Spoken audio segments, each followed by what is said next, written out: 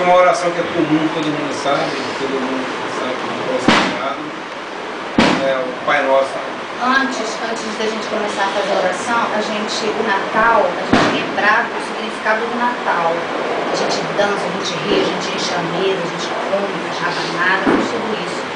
Mas há 2007 anos nós recebemos uma bênção de Deus, o Criador, que foi o Mestre Jesus, que veio no planeta para nos ensinar a amar o nosso próximo, a ter gratidão, inclusive pelas nossas dificuldades, que através delas nós crescemos, né?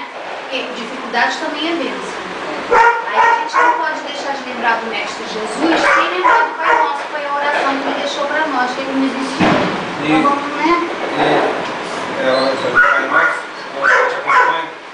Mas que a gente também pudesse pensar nas pessoas que não estão aqui,